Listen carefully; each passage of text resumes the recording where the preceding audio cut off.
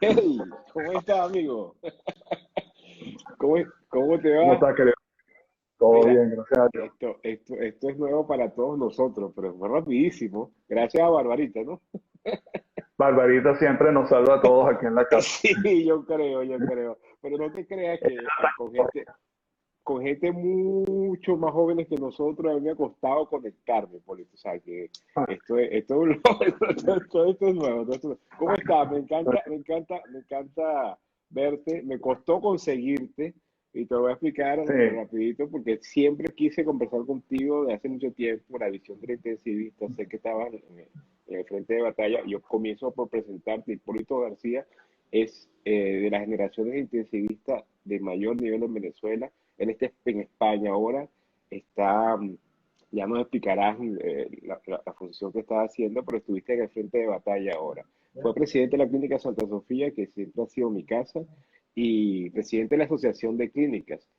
Prácticamente tuvo que salir corriendo de allá, Hipólito, ¿no? Tuvo que, ujú, por ujú. persecución, por eso que los que te queremos y te admiramos sabemos la calidad de persona que eres y aparte de eso, Hipólito, lo perseverante que eres para conseguir las cosas. Te tocó vivir en una Venezuela siendo muy duro de oposición, no vamos a hablar de eso quizás porque no es el tema, pero en lo personal te admiro mucho como llevaste esos momentos en Venezuela y estoy seguro que eso te hizo resiliente y eso te hizo adaptarte a Madrid y te ha ayudado en esta pandemia. ¿Cómo estás?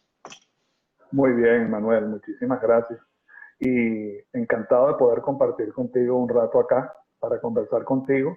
Y asimismo, como yo te expreso mi admiración, no te va a gustar lo que voy a decir, pero cuando nosotros montamos el equipo de cirugía y de cardiología en la clínica, que fue excelente, una idea del doctor Torres, y después tuvimos a la maravilla de José Miguel, que es un espectáculo como hemodinamista, y después Víctor vino a hacer otras cosas, pero nosotros digamos que la guinda de la torta fuiste tú cuando montaste la unidad de arritmia en la clínica, con tu humildad característica, con tu sencillez y a la vez que con esa perseverancia que lograste crear ese equipo tan bueno, tan firme y con un exitazo dentro de la clínica, y esos alumnos tuyos se convirtieron en los herederos y han sido una tendencia, bueno, ya no es nacional, ya es internacional, para no decir mundial, pero de verdad que cuando nosotros hicimos que tú entraste en la clínica dijimos la pegamos, Amén, y eso te amén. lo agradecemos.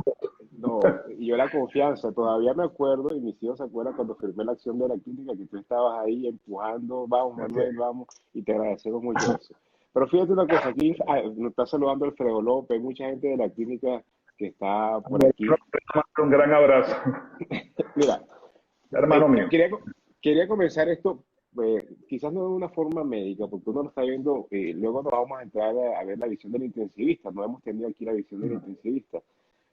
¿Qué Uh pasó -huh. en Madrid, Hipólito? Es decir, ¿por qué quizás de un momento a otro la gente estaba viendo Italia y todo el mundo comenzó a ver a Madrid? ¿Cuáles fueron los detalles que hicieron que eso pasara, desde tu punto de vista?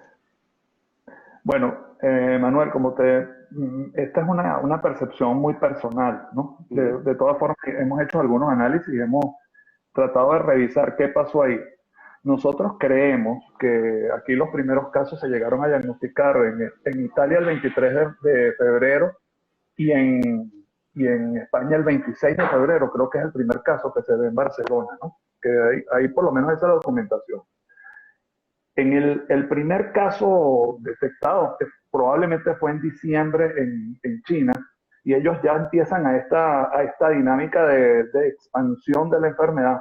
Y los que hemos vivido epidemias, empezamos a estudiar esa situación y nos empezamos a preocupar. Yo me acuerdo en el año 88, nosotros con el dengue, nos dijeron, mira, encárguense de una pandemia de rompehuesos, ni siquiera ni dengue tenía el nombre, la enfermedad cuando nosotros la atendimos en Venezuela, y metimos rubiola, sarampión, lechina, creyendo que era dengue. En esa época hicimos hasta trabajos de investigación, la clínica presentó varios trabajos de investigación al mundo, y hoy en día el dengue es una cuestión, como te digo yo, que los estudiantes de medicina lo saben tratar inclusive mejor que nosotros ya para la dinámica. Esto nos hizo En esa época estabas tú ¿dónde? en el Pérez Carreño, estaba en el Hospital Pérez Carreño. Dirigí en Paraguay. Ajá, para dígame. en la parte de emergencia y urgencia en el Pérez Carreño, y estábamos atendiendo, y el director nos dijo, mira, el hospital va a ser hospital piloto para el dengue. Y es más, sacamos todos los pacientes para hospitalizar a todos los dengue que entraron. Eso fue año 88. Para Eso mis fue una... amigos que no saben qué es el Pérez Carreño, es el mejor hospital que tiene Venezuela. Casualmente yo estudié ahí también, no mentira. Lo amo un cambio. Varios dolientes que están ahí lo van a decir también. Así es. Bueno, eso nos hace ver que, o sea, uno esperaba algo, pero nunca lo que pasó aquí. ¿Qué pasó? Nosotros, aquí pasó algo interesante. Aquí está la UEFA en pleno campeonato de fútbol internacional, mundial. Esa es una liga muy poderosa y que trae muchísimo eh, fanático de ambos. Y Italia y España son los más importantes, o sea, son los equipos más participativos en este tipo de campeonatos. Se generó un juego el 19 de febrero que era Valencia-Atalanta.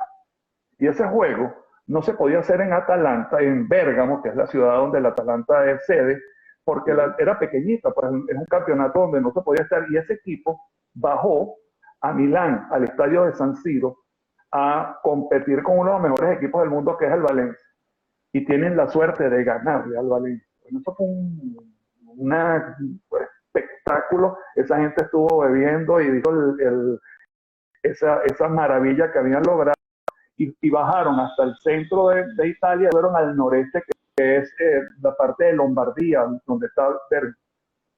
Eso fue el 19 de febrero y ya la enfermedad estaba allá. O sea, eran 40.000 personas jugando juntos. Imagínate eso.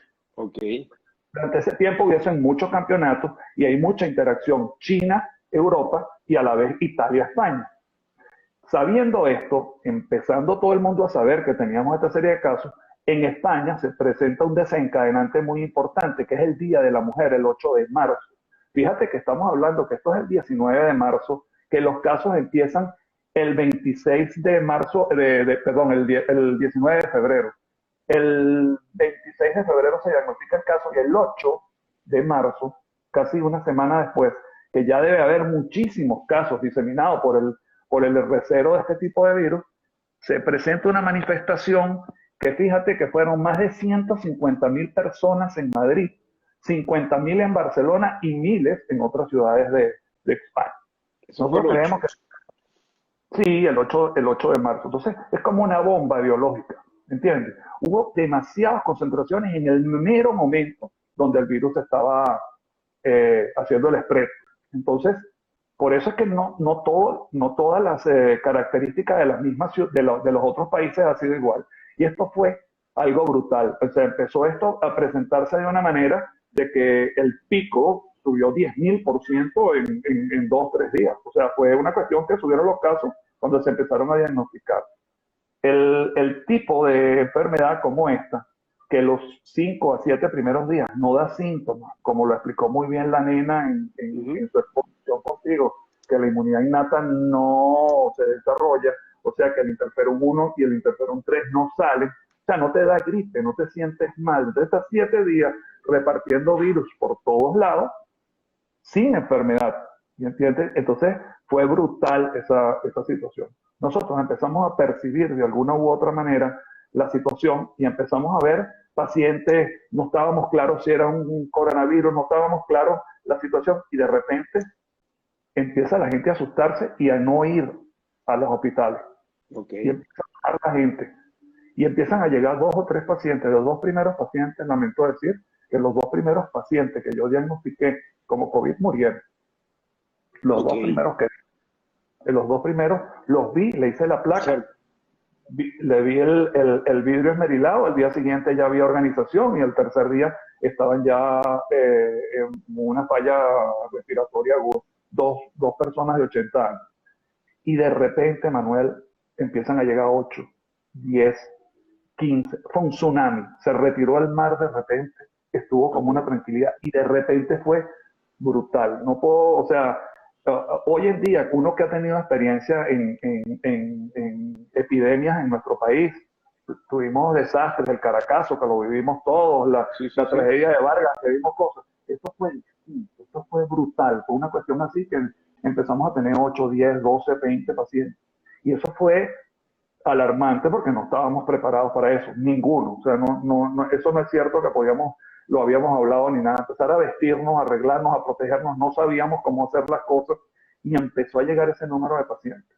Y empezaron a llegar los pacientes porque se sentían raros, porque como lo explicó también Lérida, y lo hemos consignado aquí, el paciente se siente que le falta el aire, no se siente asfixiado. O sea, el paciente está en 89, 88 y tú no lo ves ahogando. O sea, el paciente está como tranquilo y él dice, no me entra el aire, no me entra el aire. Entonces, no es que no me entre el aire, tiene 89, 88 de saturación. O sea, te estoy hablando de cosas así. ¿Ves? La hipoxemia feliz, porque era lo que decía la herida. Sí, eso fue un término bien interesante de alguna manera para ver. Y entonces fue tan eh, violenta el volumen de personas que se nos acercaba, que llegamos a un momento que dijimos, bueno, ¿y cómo vamos a hacer aquí? Y entonces se empezó a redistribuir el hospital.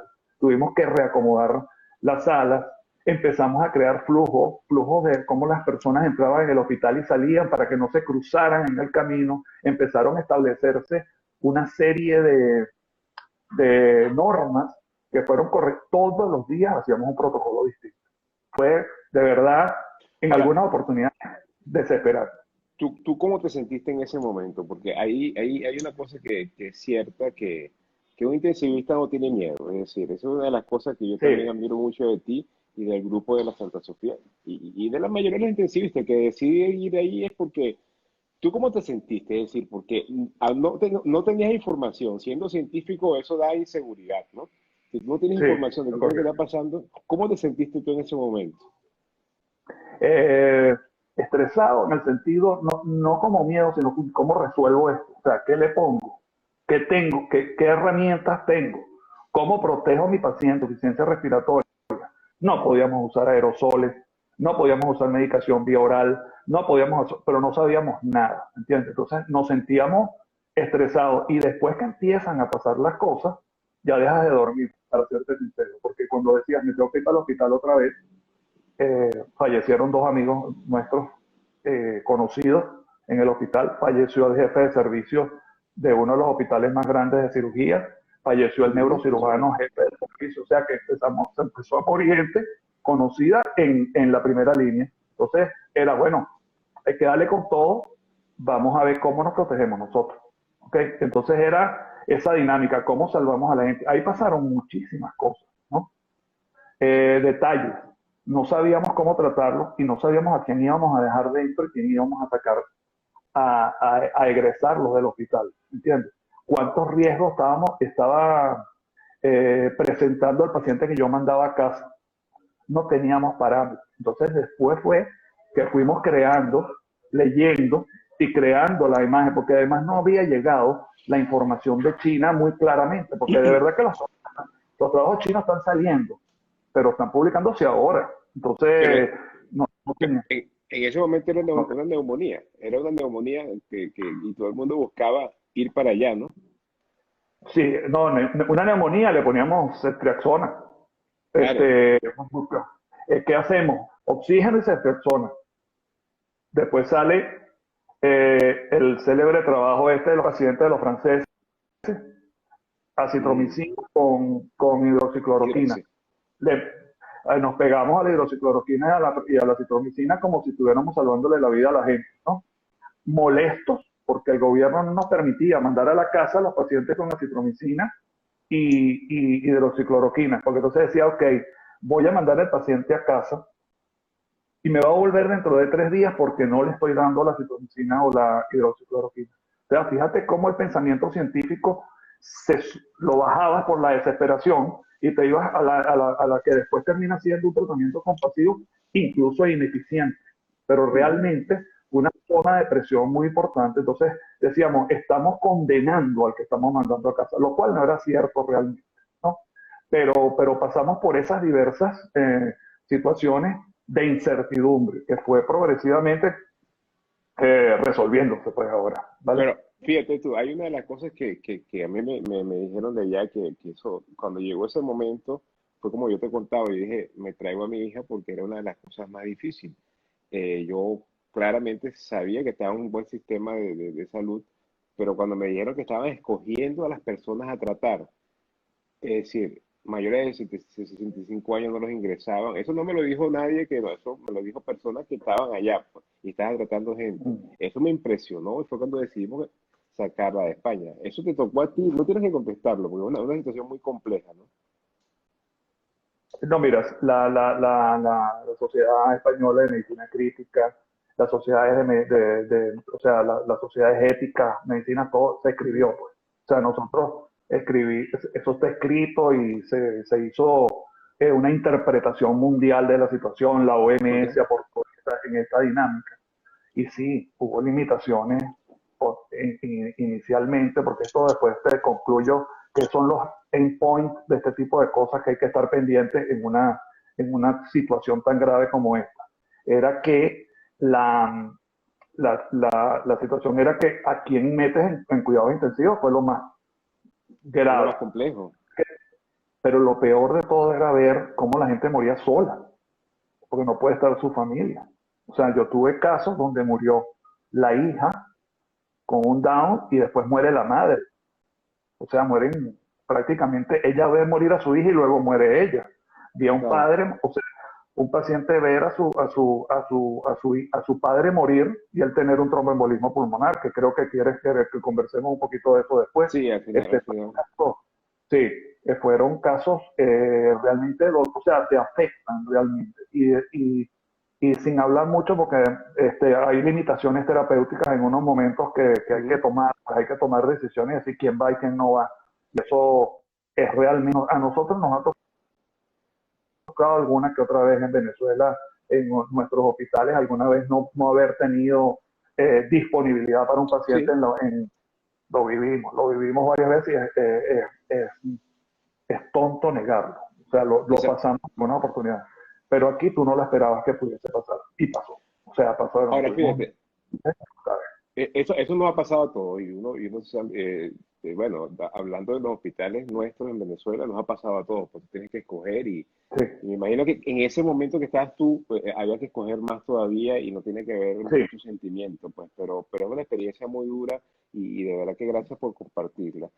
En ese sentido, fíjate, hablando ya del diagnóstico, para luego entrar en el tratamiento desde el punto de vista de intensivista, siempre he admirado la posibilidad de que cuando tú vas llegando te llaman por un paciente y tú vas en camino a la clínica, tú vas pensando, shock, las causas son estas, pim, pum, pam, pam. Pero ¿qué pensabas tú en ese momento? Es decir, ¿de qué te agarrabas tú para decir este paciente va a ir peor?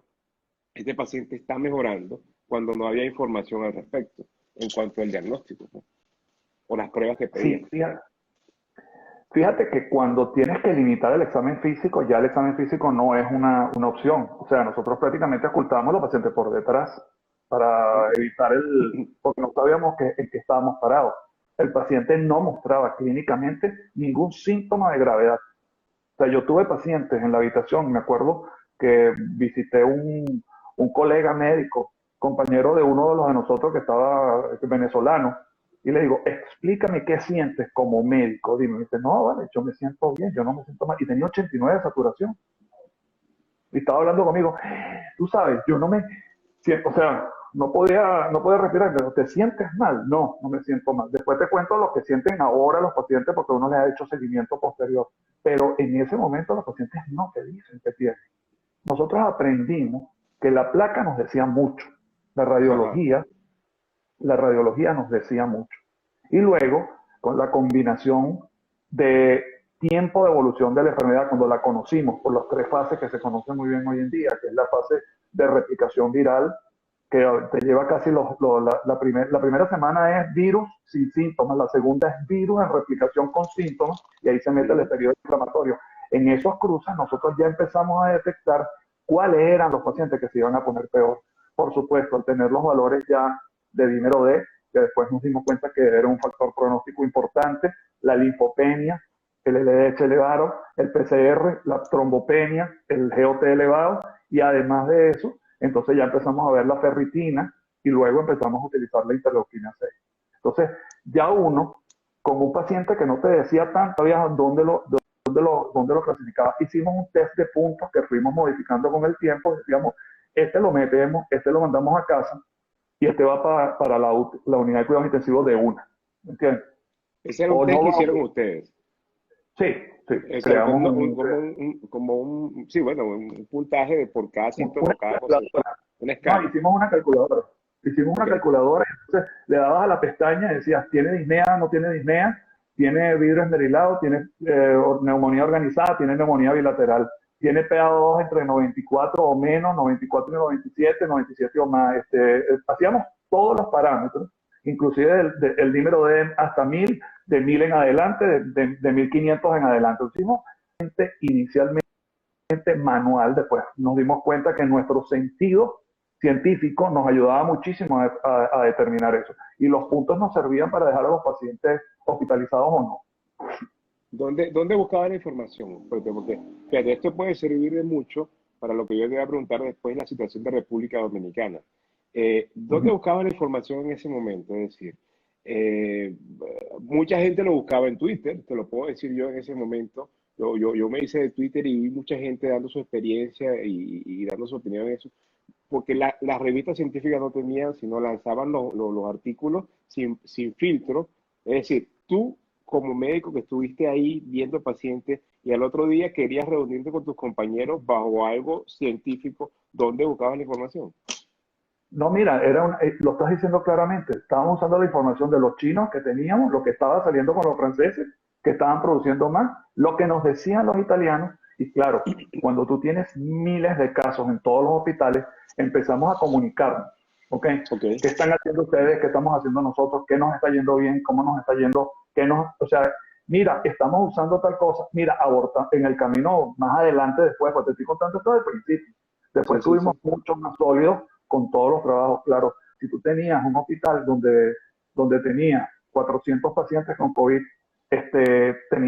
veías 150, 200 pacientes en el día que estabas ingresando normalmente. Tenías en el hospital, podían haber 28, 30, hay hospitales que tenían 150 pacientes en cuidados intensivos. O sea, la información era muy rica.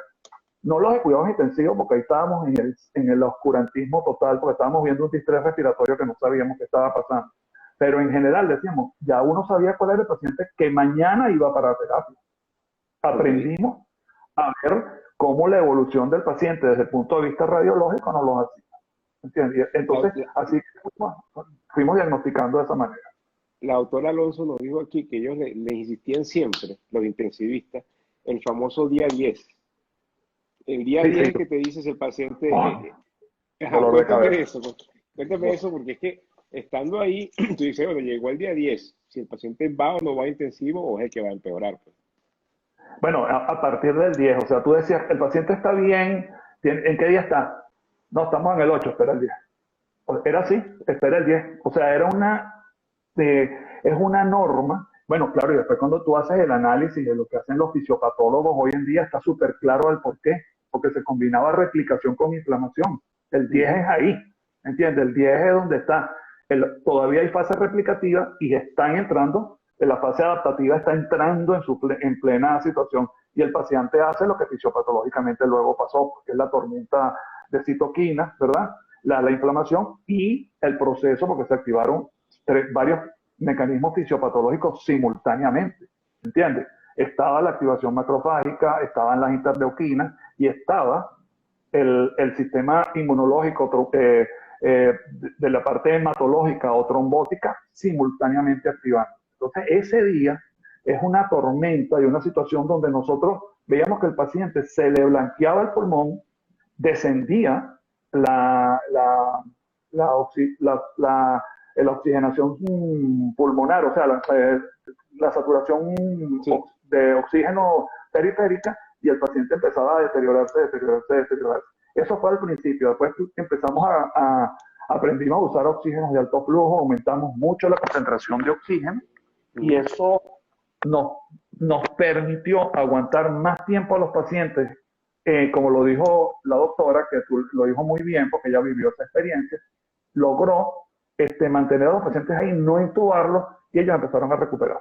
Entonces ahí fue que empezamos a decir, bueno, no todos los vamos a intubar, pues vamos a tratar de alargar lo máximo posible de tenerlos aquí en la planta. Ahí empezamos a agregar que si tocilizumab, que si un poquito de esteroide, te cuento cuando quieras la progresión Sí. del tratamiento. Pero en el Aquí vamos diagnóstico, no vamos por eso. llevamos Dime. 25 minutos. Yo en el diagnóstico, yo quiero que tú como intensivista, y sé que te gustan las estadísticas, ayer me estuviste preguntando, y bueno, ¿qué te parece? Nosotros creo que hemos aprendido de lo que, de quizás los aciertos y los errores de otros países, porque esta es la situación de República Dominicana, y quiero ver qué te parece. 20% de pruebas positivas todos los días, es decir, se están haciendo casi 2.500, 3.000 pruebas. Solamente 20%, que ese número no te lo puedo decir ayer. 20%, algunos bajan a 19, 18%. Ayer fallecieron 2 casos. ¿Eh? Entre ayer y hoy 200 casos nuevos, cuando anteayer fueron 400. Es decir, lo que no hemos tenido es una tendencia por 14 días, que es lo que se pide, de bajada del número de casos. Pero República Ujú, Dominicana tiene eso en el medio de una desescalada que comenzó ujú. casi como la de España, España. pero Ujú, nuestro primer caso fue casi un mes después que España tuvo su primer caso. Es decir, todo el ujú. mundo decía aquí, no, es muy rápido, pero no ha pasado nada, no ha pasado nada. ¿Qué te parecen esos números a ti? ¿Cómo lo ves desde el punto de vista intensivo? Ah, bueno, el 40% de la terapia intensiva está ocupada y solamente 50 pacientes están en respiradores. Ahí te lo dejo. Fíjate que, ves, eso es un tema, ¿no? Porque la unidad de cuidados intensivos la deberías tener para prepararla para ventilación mecánica básicamente, ¿ok? Lo otro lo puedes tratar de manejar no en intensivo, no es necesario Ujú.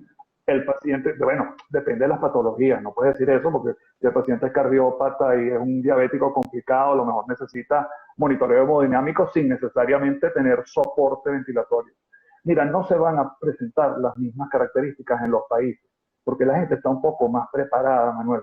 O sea, no es lo mismo Ujú. ahorita que la gente ya sabe que no, por más que todo el mundo esté en la calle, están usando tapabocas, hay algo de distanciamiento social, va a haber probablemente vas a tener algunos picos, pero no va a ser tan brutal como lo que sucedió España, Italia, Inglaterra, Estados Unidos.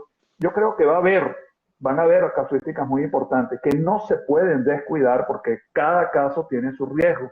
Y lo podemos hablar de lo que se llama el grupo etario. Pues cada caso tiene su riesgo. Y esto, probablemente, si la gente mantiene esa dinámica de, bueno, vamos a vigilarnos, vamos a cuidarnos, vamos a lavarnos las manos, no sé qué cosa, probablemente no llegue a que Dominicana haga esa brutal escalada de los casos. Ok, Tampoco es verdad que a 2 metros tienes que estar, pero tampoco es que está todo el mundo que tienes que se te pega los virus por todos lados. Entonces eso es una situación que vamos aprendiendo en el camino. Hay que mantener muchísimas normas a conferencia ahí, donde explicó cómo es la cosa y el por qué. Entonces, no es cuestión de repetir lo que él dijo, que eso ayuda muchísimo porque eso ha sido machacado permanentemente en toda la prensa y en todas las cosas de lo que hay que hacer. Por eso no creo que sea tan brutal. bueno, Va a ser alto, pero no va a ser tan brutal. a los 30 minutos yo generalmente veo aquí dice unos grandes maestros, Santa Sofía, talento para exportar, gracias a María. Hay una pregunta aquí de la doctora Grecia Marcano, Pérez Carreño siempre, pues. ¿El eco pulmonar lo utilizaron? Nosotros no, ok, usamos pocas veces porque no teníamos, se ha usado aquí en España muchísimo, ok, ¿por qué? Porque las características morfológicas daban el diagnóstico muy claramente utilizando LEP. No en mi experiencia particular en mi hospital, porque nuestros neumonólogos estaban sobrecargados en otra área y no hicimos así, pero evitaba en algunas oportunidades o se utilizaba de alguna manera para evitar la tomografía bajo un paciente inestable es un dolor de cabeza, ¿entiendes? Aquí está Entonces el doctor nosotros lo Rubén, dime. Ujú. Aquí está el doctor Rubén Pereira, que él es infectólogo, está en Barcelona, que hace falta ahora la psicoterapia para los trabajadores sanitarios. En relación a lo que tú estás contando que viviste, que es muy fuerte lo que pasó ahí. Mm, sí. Y la otra cosa, bueno, esto es puros elogios, puros amigos que tenemos aquí. Y una pregunta ya para la segunda parte. A mí me reconforta mucho, sobre todo porque uno es sanitario está enfrentándose ahora, ya salimos todos los días a hacer casos, a dar consultas. Y siempre me preguntó, Hipólito, me preocupó que como que alguien me dijo en algún momento que al final todos nos vamos a infectar. A mí es admirable que tú hayas pasado todas esas etapas y según me dices, nunca tuviste COVID. Lo pasaste quizás al principio un poco desprotegido, porque no sabían Así cómo es, era la situación, hasta que así después es. también. Cuéntanos de esa sensación, o sea, cómo fue que lograste no contaminarte estando ahí con un paciente y viendo tantos pacientes infectados. Mira, hicimos lo posible, o sea, si tú entendías que el tema es básicamente tocarte tú, este, Ujú. y evitar la aerosolización con el paciente, hicimos lo posible por mantenerlo. Y no es que yo cargaba, aquí son las FPP2 o FPP3, que es el equivalente a la Ujú. N95. Inclusive algunas veces Ujú. conseguimos N95. No las teníamos a disponibilidad y la gente me las traía y me las regalaba. Me decía, tú estás un poquito más viejito, cuídate, no sé qué cosa. Está bien. Entonces, bueno, eso todos los días aquí en la casa, cada vez que yo salía, cuídate, ¿sabes cómo se pone Nancy? Entonces, Sí, sí, cuídate, sí, sí, cuídate. sí. Y Está no bien. era, era cierto porque nosotros estábamos realmente yendo siempre estuvimos en primera línea y siempre, y bueno, usábamos lo que consiguiéramos, a veces usábamos batas desechables o usábamos una batica de paciente y nos las quitábamos, nos lavábamos. Muchos de nosotros caímos, no es que uno tuvo suerte, algunos se, se descuidaron, otros la concentración del virus. Había días que yo decía, Dios mío, ¿cómo nosotros vamos a hacer aquí? Que yo entraba a una sala donde habían 28 pacientes tosiendo simultáneamente, Ok. tosiendo, y no son salas de vacío que estás haciendo que el aire se extraiga, no es cierto. Yo creo que hubo medidas y hubo algo de suerte, no lo voy a negar. Quizá, Y quizá, eh, quizá lo que de, hemos dicho aquí que también es concentración, es decir, tú vas al campo de batalla, no puedes ir desconcentrado, es decir, vas a enfrentarte a de, los pacientes y tiene que haber cierta concentración. Aquí pregunta el doctor Guillén. con respecto a esa pregunta, mira, entre instituciones donde, o zonas donde se contaminaron 40% de los sanitarios, Ok, zonas, y hay zonas donde se contaminó el 10% de los sanitarios. ¿Ok? No es que en todas las veces trabajamos igual, que todos teníamos los mismos medios y ni que todos teníamos la culpa. Hay una combinación de factores que sucedieron en esa dinámica, ¿entiendes? Y aquí eso fue, pregunta si existirá la susceptibilidad individual para la infección. Es decir, tú piensas por lo que viste, el grupo etario, el obeso, que se infecte o no, yo creo que no. La ausencia de inmunoglobulinas o la ausencia, todos estábamos susceptibles. Ahora, la respuesta fue distinta. En el grupo etario español, eh, te puedo decir que por debajo de 60 años, o sea, de 60 años, tú haces un corte y la mortalidad estaba alrededor del 5% de los que se estaban enfermando, pero de 60 a 70 subía a 8, de 70 a 80 subía a 10, de 80 a 90 empezaba a 12 o 15, o sea que fue brutal esta situación. Habían más pacientes hombres que mujeres, pero la afectación, la brutalidad como respondían los pacientes y lo agredía la enfermedad fue distinta según los grupos etarios. Y los por, susceptibles, los hipertensos y los diabéticos, la pasaban mal. La pasaban por mal. lo que, por lo que me cuentas, es decir, pasó una primera época donde, bueno, lo que hacías era tratar por instrumentos, es decir, bajaba el oxígeno y había que ponerle oxígeno, el paciente hacía Así es. trombosis y bueno, ¿en qué momento sentiste tú que estaba cambiando con los tratamientos que estabas colocando la historia de la enfermedad? Es decir, la historia del paciente enfermo. O sea, que tú dijiste, mira, esto está funcionando y vamos a seguir haciéndolo por aquí. Qué difícil, porque el curso de la enfermedad yo creo que no lo modificamos mucho. Para serte sincero, no creo que Ok, modificamos el curso. El curso de la enfermedad como el que ella iba. Llegó un momento donde nosotros dijimos, hubo un kit que nos pasó, te voy a explicar. Nos ajá. volvieron dos pacientes de alta con tromboembolismo pulmonar. Coño, ¿qué pasó aquí? ¿Por qué nos volvieron estos pacientes con tromboembolismo pulmonar? Y el dímero D subiendo y el dímero D subiendo. Hubo un momento donde nosotros empezamos a oír y empezamos por instinto también a la tromboprofilaxis, Manuel. Cuando empezamos a tener la trombofilaxis, no tiene nada que ver con la hidroxicloroquina, no tiene nada que ver con la citromicina, no tiene nada que ver con el lopinavir ni el ritonavir, hasta ahí me quedo en este momento que te estoy contando. Yo no veía que eso hacía algo distinto, me sentía cómodo, si no se lo ponía sentía que iba a matar al paciente, pero me sentía cómodo poniéndoselo, pero no veía que el curso hacía nada distinto. En cambio, cuando empezamos a ponerle a los pacientes, nosotros usamos bemiparina, pero en otros hospitales, porque también nos llegaban pacientes de otros hospitales que venían con enoxaparina. Cuando nosotros empezamos a hacer tromboprofilaxis, empezamos a ver que los pacientes no se complicaban tanto desde el punto de vista pulmonar. ¿Okay? Entonces ahí empezamos a ver, ¿esta es neumonía pura? ¿Es inmunopática o hay otro mecanismo fisiopatológico que se está produciendo aquí? Que después se demostró claramente que sí había un efecto de trombosis. Inclusive creo que se llama la Sociedad Interamericana de Trombosis y Hemostasia, hizo hasta un síndrome que se llama el SIC, que es el síndrome inmunopático de coagulopatía. Entonces, empezamos a usar esto, definimos a quién íbamos a anticoagular y quién le íbamos a hacer la tromboprofilaxis, y sentimos, yo no puedo hablar con propiedad porque todavía los trabajos están en curso, pero sentimos que mejoró el performance del paciente durante ese tiempo. Eso para mí fue importante. Esa sensación de alguien que está enfrentando todos los días, y estos pacientes eran monográficos, es decir, era lo mismo todo el tiempo. Ya tú estás diciendo que en el día 10 ya o empeoraban o mejoraban, y entonces sí, era como que te pudieras, sé que no pasaba, pero te pudieras tú, la frustración llevarte que, bueno, esto, ya yo no sé qué hacer. Pues si tú dices que con la anticoagulación viste algo diferente, ya eso es muy importante. O sea, sí, como profilaxis en principio, y cuando veíamos que el paciente tenía dímeros muy elevados, cosa que yo no había visto en mi vida, dímeros altísimos, mira, ¿qué tiene este paciente? Hacíamos tú hacías de 100 tomografías que justificaban porque el paciente tenía una hipoxemia refractaria porque iba mal, cuando tenías 33 que tenían tromboembolismo pulmonar, o sea que era algo significativo.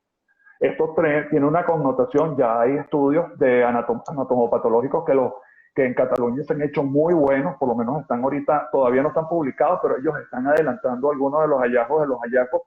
Claro, son pacientes que murieron, es autopsia, no es una biopsia intraveolar en paciente vivo, que siempre está modificada, pero nos dimos cuenta que eso estaba haciendo algo. No le quito el mérito a que estábamos usando tocilizumab también, ¿ok?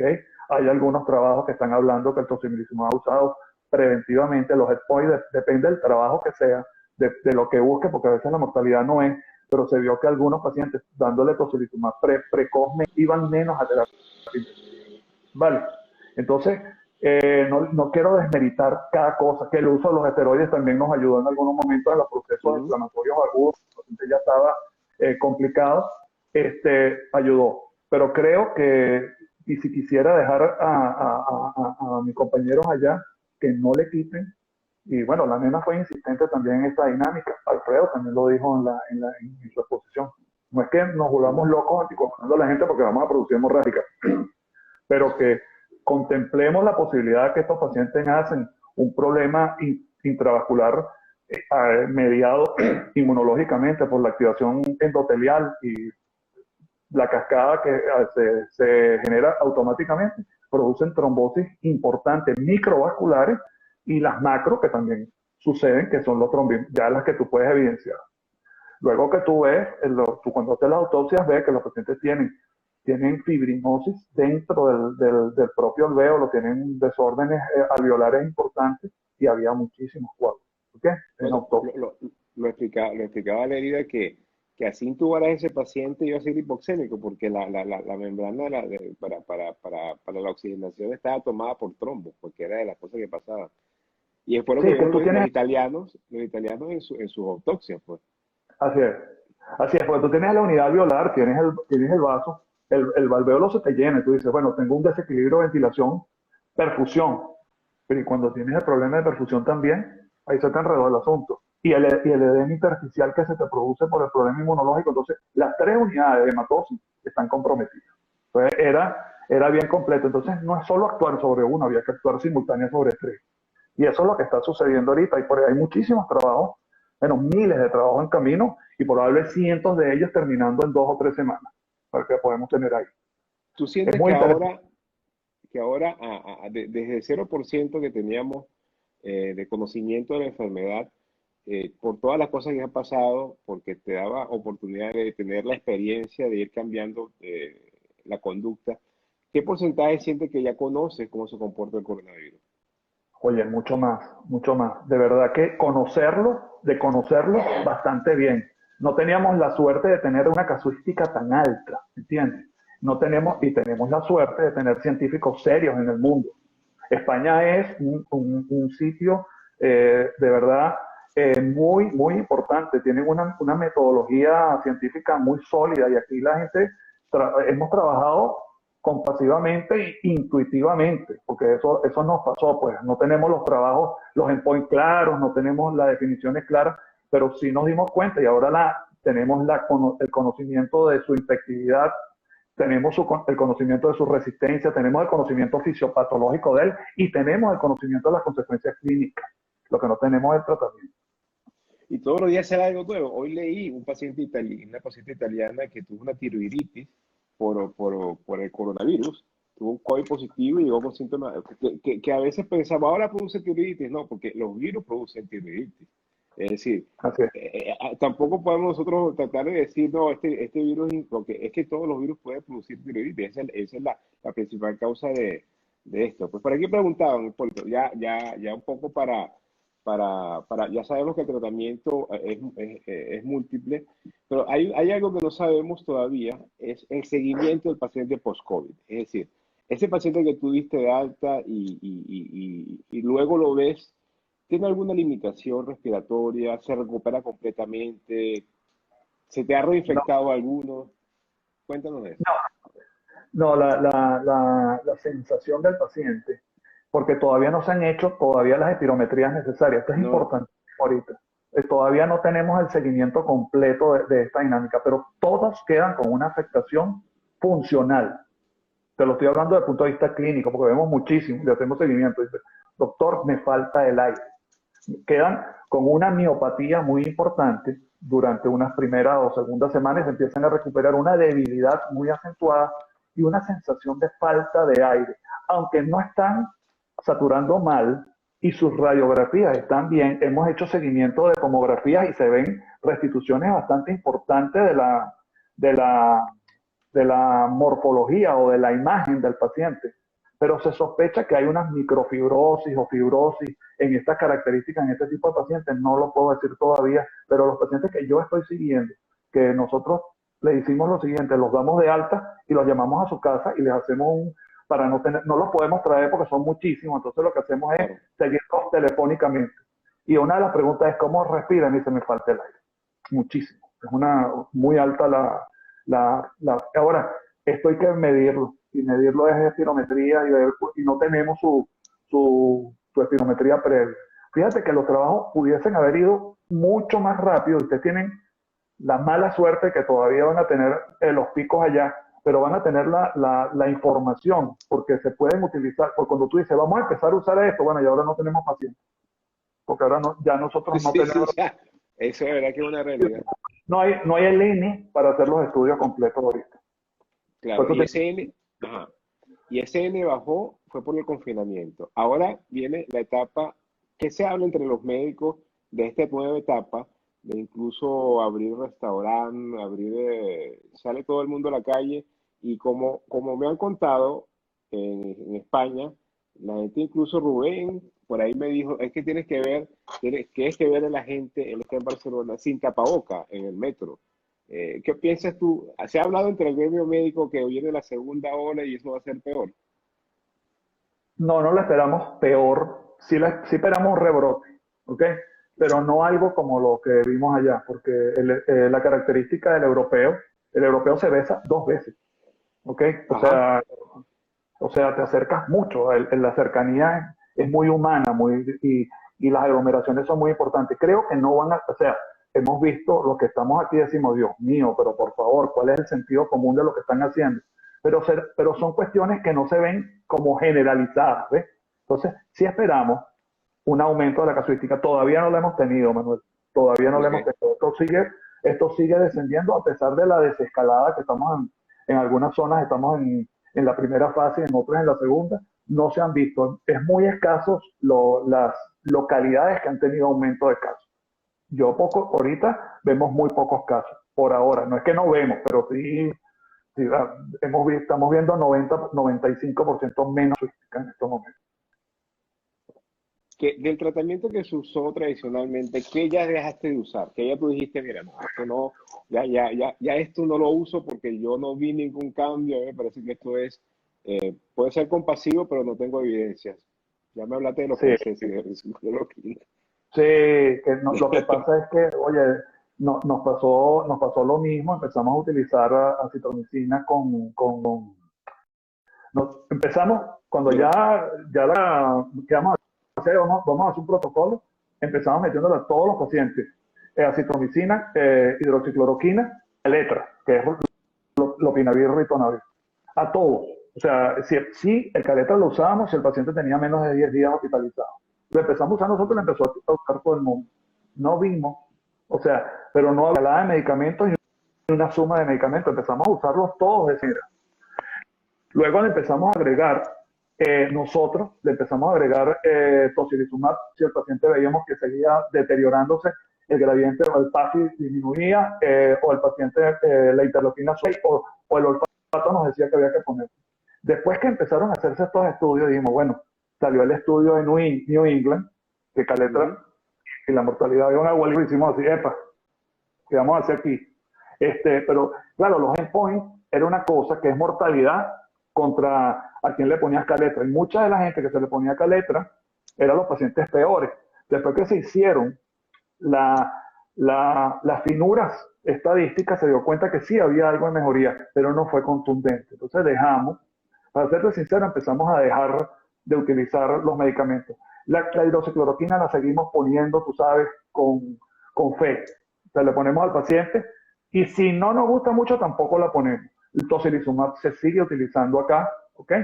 Hay gente que empezó a usar, porque no quiero hablar de mi experiencia, sino porque España tiene el poder estadístico de que los hospitales tienen muchísima casuística y se utiliza. Hay gente que inclusive usó ribavirina con interferón 1 beta para ver si los trabajos pueden actualizar. Eso no sabemos qué va a pasar con eso. Entonces, en resumen, yo diría que nosotros empezamos no a empezar a quitar medicamentos en estos momentos. ¿Por qué no nombras en todo esto el Remdesivir? Que los americanos lo están vendiendo como que si fue el doctor Anthony Fauci. Nosotros no tuve la suerte de poderlo usar. Le tengo más fe al Remdesivir, pero no tuve la disponibilidad del producto entre nosotros. Muy pocos no lo tuvimos. Entonces, en Cataluña uno de los hospitales lo tienen, algunas empezaron a utilizarlo y ellos dan algo de fe, pero le estamos dando al tiempo. Yo no tuve la suerte de poderlo utilizar. Inclusive tuve un compañero mío muy cercano que yo dije, me le consigo el Remdesivir como sea, porque tenía la idea de que él se iba deteriorando muy rápidamente. Afortunadamente él hizo una neumonía secundaria y no era el propio virus, que no lo podíamos controlar, y con antibiótico-terapia lo pudimos resolver, porque se te asocia a neumonía organizada, ¿no? Y ese paciente mejoró ostensiblemente con la medicación que le dimos y no tuve que meterlo en cuidados intensivos. Con tu experiencia, lo que has tenido ahí, para dejar esto como un documento, porque yo sé con quién estoy hablando y qué está pensando Hipólito García, porque a ti te gusta organizar. A nuestros amigos de Venezuela, a nuestros amigos de República Dominicana, danos los consejos que quieras para el tratamiento de la enfermedad. Te digo el que quieras, porque no limitado al tratamiento nada más, sino al diagnóstico, la actitud que puedas tener tú con el paciente e incluso de protección. Lo acabas de decir, lo primero es cuidémonos nosotros. ¿Okay? Aquí se decidió hasta cómo ibas a reanimar los pacientes, ¿okay? Boca arriba, boca abajo, a quien intubadas en forma, o sea, el primero que tiene que estar vivo y sano es el profesional de la medicina. Su vida está en riesgo en este tipo de cosas. ¿Okay? Esto es serio. Nosotros tenemos que cuidarnos. Aquí murieron 84 médicos.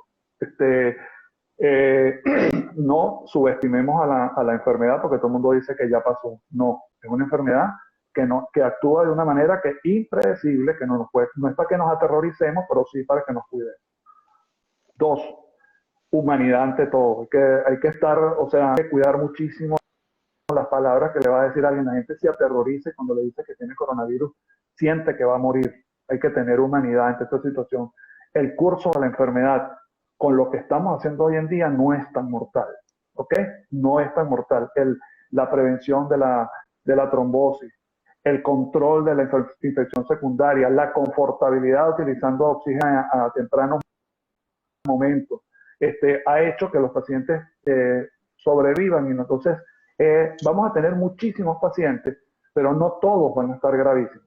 Los intensivistas lo van a pasar muy mal porque ellos van a tener pacientes que les van a durar 22, 35, 40 días. Tú ves que la mortalidad que nosotros estamos viendo aquí ahorita son los pacientes o 35 días en terapia. Esos no están muriendo hoy porque entraron ayer. Esos son los que entraron en ECMO, en infiltración venosa continua, que hicieron falla renal múltiple. O sea, es una serie de cosas que los pacientes, el 50% va a morir de los que estén ahí. Entonces, los que vamos a trabajar en esto, vamos a cuidarnos, vamos a utilizar las drogas que ahorita van a empezar. Dentro de 2 o 3 semanas tendremos una orientación un poco mejor a cuáles deberían ser un poco más útiles ante esta enfermedad. Es mi recomendación, cuidar a la gente de uno, entrenarlos para que el distanciamiento social lo mantenga, porque no es que a todos nos tiene que dar el virus. No, es probable que nos dé y no no pueden negar, pero mientras más lejos, mejor, menos nos complicamos. Claro, porque al final también es parte, allá en España solo 5% de la población tenía anticuerpos cuando hicieron esto. Quiere decir que esa Mira, inmunidad están en ahorita. rebaño. Sí, no, fíjate que ahorita Barbarita está trabajando en un estudio de seroprevalencia aquí en Madrid, ¿ok? Estamos hablando de 6%. O sea, se está verificando, pruebas rápidas, se les vuelve a hacer, y esto es aleatorio. O sea que la gente no está protegida contra el virus. Aquí vamos a saludar, bueno, aquí está, el doctor Luis Acosta es el cardiólogo allá en Venezuela. Tasa de miocarditis que vi Vimos miocarditis, acá. muchas miocarditis, infarto a miocardio.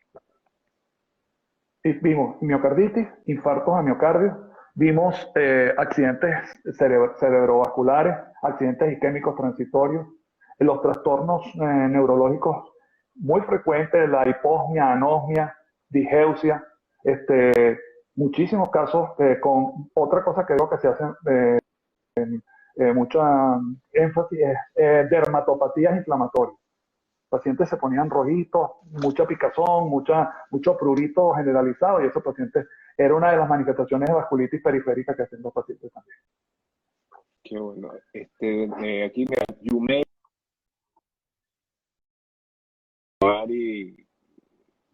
Mari Corozal, que también es intensivista ya.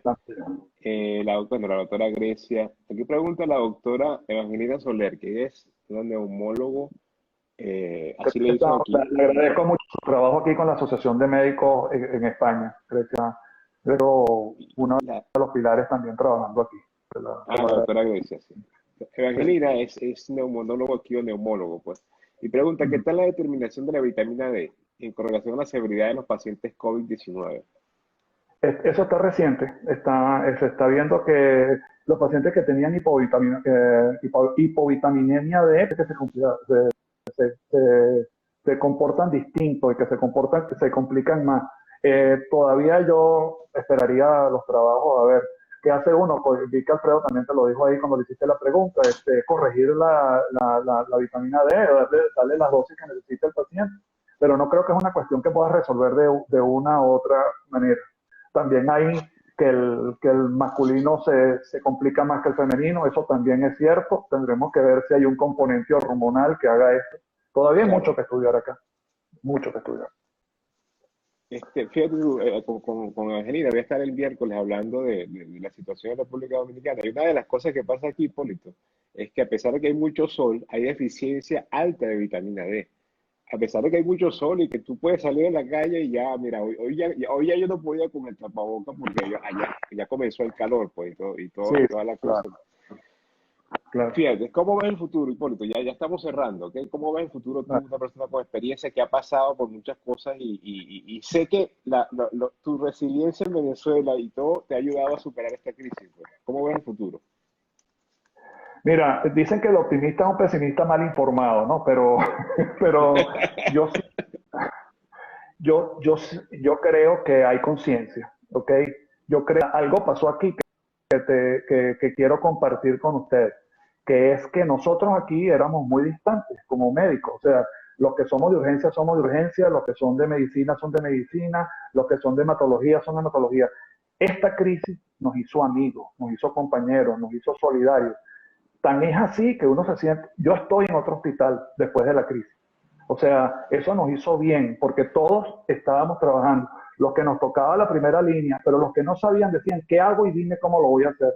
Hay hospitales donde el grupo de traumatólogos se iba a hacer, el equipo de traumatólogos que no estaba de guardia, a hacer la pronación de los pacientes para que el paciente ventilara en pronación para mejorarle el shock alveolo-capilar, pues. Pero este, logramos de alguna u otra manera hacer equipo. Y hoy en día eso quedó el dolor, quedó la angustia, pero, pero quedó esa solidaridad, la competencia que siempre existe entre nosotros los profesionales, que si yo sé más o esto, aquí todo el mundo se aplanó y de verdad que ha sido algo positivo dentro de esto. Yo creo que esto nos preparó para decir, mira, nosotros a los médicos, a las enfermeras, que son un equipazo que nosotros, tú la sabes, como queremos a las nuestras allá en Venezuela, que me hacen muchísima Ujú. falta, son muy bien preparadas, son gente muy bien entrenada. Aquí las personas también están muy bien entrenadas. Hicimos equipo, no hubo distinción. Y eso, porque el riesgo de nuestras vidas también estaba en esta situación. Y ha hecho Fíjate aquí, que, creo, ah, se haga un buen equipo, básicamente. aquí, Alfredo López, saludo a mi hermano Hipólito, extrañándolo inmensamente por acá. Todos extrañamos a Hipólito. Algo rapidito, No. pero en menos de media hora, en medio de 30 segundos. Aquí te pregunta Rigoberto Marcano, y es internista y algo, y lo debes conocer. Desde allá, ¿qué piensa que pudiera ocurrir en Venezuela con la crisis sanitaria que tenemos? Pero en 30 segundos, pues ya, si ya se nos acaba el Mira, tiempo.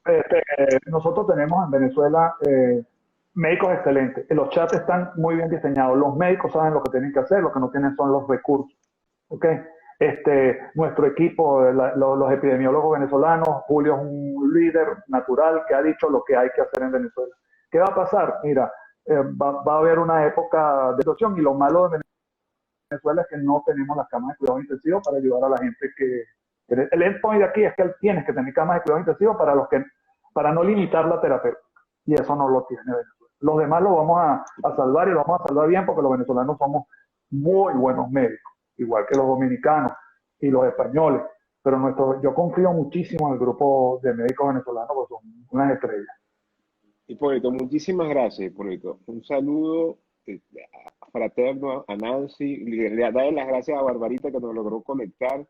Y sabes que aquí te queremos mucho. Pronto, mis dos hijos van a estar estudiando en España porque cuando pise Madrid te llamo para tomarnos unos tragos y conversar de la vida y celebrar que estamos vivos y que tenemos posibilidad de disfrutar de la Así familia. es.